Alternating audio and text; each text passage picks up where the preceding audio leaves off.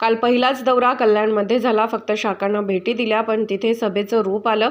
उद्धव ठाकरे यांना जो उदंड प्रतिसाद मिळाला तो पाहता कल्याण शिवसेनेचे आहे. कल्याणची बांधणी पूर्ण होत आहे. लवकरच तिथला उमेदवार जाहीर होईल.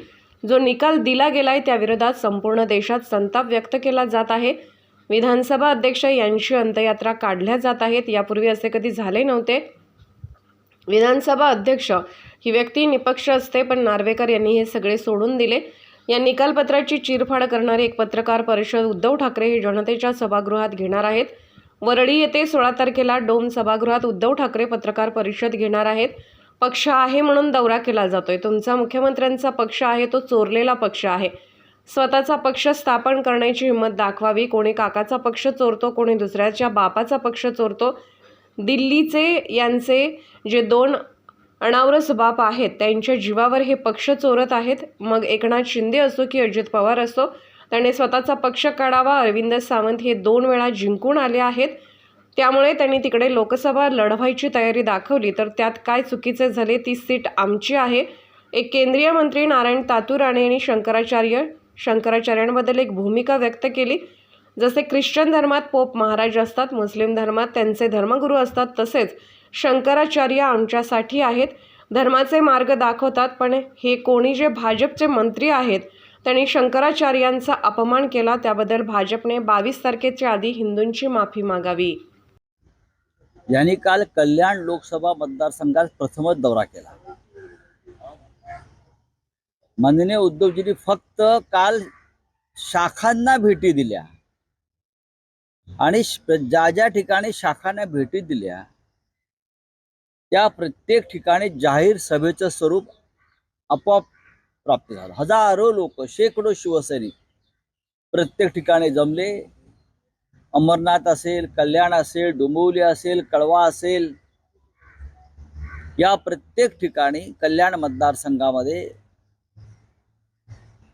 माननीय उद्धव ठाकरे यांना जो उदंड प्रतिसाद मिळाला तो पाहता कल्याण हा शिवसेनेचाच आहे. लोकसभा मतदारसंघ शिवसेनेचाच राहील, खऱ्या शिवसेनेचा, डुप्लिकेट नाही.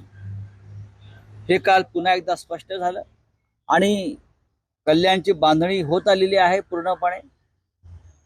आणि लवकरच कल्याण लोकसभेचा उमेदवार कोण हे सुद्धा जाहीर केलं जाईल उद्धवजीकडून.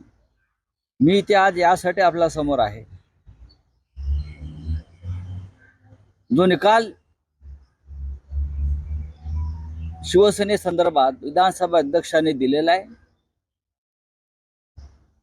त्या संदर्भात संपूर्ण महाराष्ट्रात नव्हे तर देशामध्ये एक संताप आणि चीड व्यक्त झाली. विधानसभा अध्यक्षांचे पुतळे जाळले जात आहेत, त्यांना तिरडीवर टाकून त्यांच्या अंत्ययात्रा काढल्या जात आहेत. ही लोकशाहीची अंत्ययात्रा आहे किंवा राज्यघटना वधस्तंभावर चढवली आहे, अशा प्रकारच्या भावना लोकांच्या मनामध्ये आहेत. अत्यंत खोटेपणाचा कळस म्हणजे हा निकाल आहे. महाराष्ट्रामध्ये कधी विधानसभा अध्यक्षांची अंत्ययात्रा निघाली नव्हती. विधानसभा अध्यक्षपद हे एक संविधानिक पद आहे. या पदावरील व्यक्ती ही कधी पक्षपाती नसते, निष्पक्ष असते. पण राहुल नार्वेकर यांनी सर्व मर्यादांचं उल्लंघन केलं. आज मी सामनात ते लिहिलंय. या सगळ्याची चिरफाड करणारी एक महापत्रकार परिषद. हे का घडत आहे? विधानसभा अध्यक्षांची अंत्ययात्रा का निघते आहे? विधानसभा अध्यक्षांना तिरडीवर टाकून लोक स्मशानाकडे का निघालेले आहेत? हे चित्र जरी महाराष्ट्राला शोभणारं नसलं तरी का घडताय? या संपूर्ण निकालाची चिरफाड करणारी एक पत्रकार परिषद, महापत्रकार परिषद उद्धव ठाकरे हे जनतेच्या न्यायालयात घेणार आहेत. 16 तारखेला सायंकाळी 4 वाजता वरळीला डोम सभागृहामध्ये. डोम सभागृहामध्ये अनेक मान्यवर उपस्थित असतील. कायदेशीर क्षेत्रातले काही प्रमुख लोक उपस्थित असतील आणि जनतेला आमंत्रण देण्यात आलेलं आहे. जनतेच्या न्यायालयामध्ये या निकालपत्राची चिरफाड होईल. या संदर्भात अधिक माहिती स्वतः आम्ही उद्या पुन्हा एकदा आम्ही ही तर अधिकृतच आहे, पण स्वतः उद्धवजी सुद्धा याच्यावर चर्चा करतील, आपल्याशी बोलतील. पण देशातल्या इतिहासातली अशी खुली पत्रकार परिषद आणि जनतेला आमंत्रण देण्यात आलेलं आहे. जनतेच्या न्यायालयामध्ये या निकालपत्राची चिरफाड होईल. या संदर्भात अधिक माहिती स्वतः आम्ही उद्या पुन्हा एकदा आम्ही ही तर अधिकृतच आहे, पण स्वतः उद्धवजी सुद्धा याच्यावर चर्चा करतील, आपल्याशी बोलतील. पण देशातल्या इतिहासातली अशी खुली पत्रकार परिषद ही प्रथमच महाराष्ट्रामध्ये डोम सभागृहात माननीय उद्धव ठाकरे घेत आहेत जनतेसमोर. बोला. पक्ष राहिला नाही म्हणून दौरा करत आहे उद्धव ठाकरे. पक्ष आहे म्हणूनच दौरा होतोय. पक्ष जागेवर आहे, कार्यकर्ते जागेवर आहे, शिवसैनिक जागेवर आहेत. त्यांना मार्गदर्शन करण्यासाठी दौरा होतोय. तो मुख्यमंत्री काय बोलतोय, तुमचा पक्ष कुठे आहे? चोरलेला, चोरीचा माल, हपापाचा माल, तो तुमचा पक्ष. हिम्मत असेल तर स्वतःचा पक्ष उभा करा, स्थापन करा आणि मग बोला. चोरलेल्या पक्षावर डिंग मारू नका, बरं का. स्वतःचा पक्ष स्थापन करण्याची हिंमत दाखवा. होय, मी एकनाथ शिंदे, हा माझा पक्ष, हे लोक मी निवडून आणले, हे माझं राजकारण. मग तुम्ही कमळाबाईच्या पदरात शिरा, ना तर अजून कशा शिरा, पण तुमचा पक्ष स्थापन करण्याची हिंमत दाखवावी. मग ते एकनाथ शिंदे असतील, ना तर अजित पवार असतील, बरं का. कोणी काकाचा पक्ष चोरतोय, कोणी दुसऱ्यांचा बापाचा पक्ष चोरतोय. ते सुद्धा दिल्लीतल्या तुमच्या अनावरस बापांच्या ताकदीवर. ते सुद्धा तुमच्या दिल्लीतील 2 अनावरस बापांच्या ताकदीवर. इलेक्शन कमिशन सारख्या संस्था ताब्यात घेऊन स्वतःचा पक्ष स्थापन करा आणि मग आमच्या समोर उभे राहा. घराणेशाहीबाबत देखील झाला घराणेशाहीचा विषय काल. इंडिया आघाडीमध्ये आज मिलिंद देवरा यांनी 55 वर्षाचं काँग्रेस बरोबरचं नातं सोडलेलं आहे आणि ते एकनाथ शिंदे यांच्या बरोबर जात आहेत, आज पक्ष प्रवेश करत आहेत. काय वाटतं? मला काहीच वाटत नाही. मला काय वाटणार? आम्हाला कशा करता काय वाटायला पाहिजे? मुळात असं आहे की हा महाराष्ट्र आहे. जर कोणी निवडणुका लढवण्यासाठी किंवा एखाद्या पदासाठी पक्ष बदलणार असतील तर ती महाराष्ट्राची परंपरा सुरू झालेली आहे. त्या परंपरेनुसार ते पक्ष बदलत आहेत. त्याच्यावरती काँग्रेस पक्षाने भूमिका घ्यावी. मी कशा करता बोलू? माझ्या पक्षाशी त्याच्याशी काही संबंध नाही.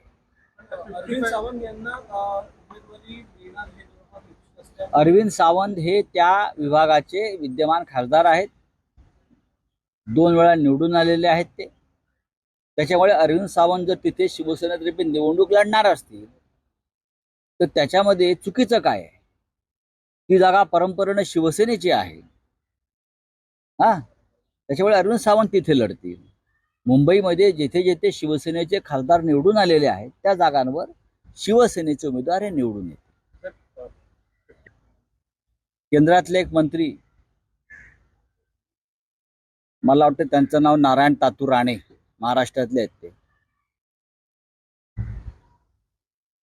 22 जानेवारीला प्रभू श्रीराम मंदिराचं लोकार्पण सोहळा होत असताना त्यातले काही शास्त्रीय भूमिकांवर या देशातील 4 पीठांच्या शंकराचार्यांनी एक भूमिका व्यक्त केली.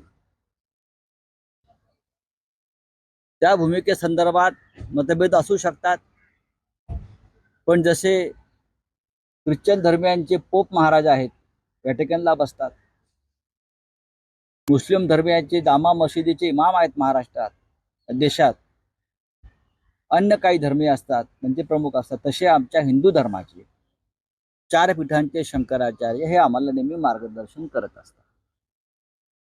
त्यांचं म्हणणं असं आहे शंकराचार्यांचं की मंदिर अर्धवट अवस्थेत असताना त्याचं उद्घाटन किंवा त्याची प्राणप्रतिष्ठा मूर्तीची करणं योग्य नाही. शंकराचार्य हे शास्त्र, वेद, पुराण आणि धर्म यातले तज्ज्ञ समजले जातात, म्हणून ते शंकराचार्य होतात. हे जे कोणी भारतीय जनता पक्षाचे मंत्री आहेत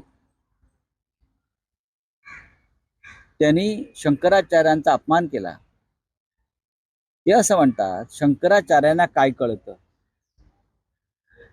शंकराचार्यांना काय कळतं असं सांगणं हा फक्त शंकराचार्यांचा अपमान नसून समस्त हिंदूंच्या भावना दुखावणारं हे वक्तव्य आहे. आणि त्याबद्दल भारतीय जनता पक्षानं 22 जानेवारीच्या आधी हिंदूंची माफी मागावी ही समस्त हिंदूंची भूमिका आहे. सर बाळासाहेब ठाकरे असेल तर अयोध्येत आले असेल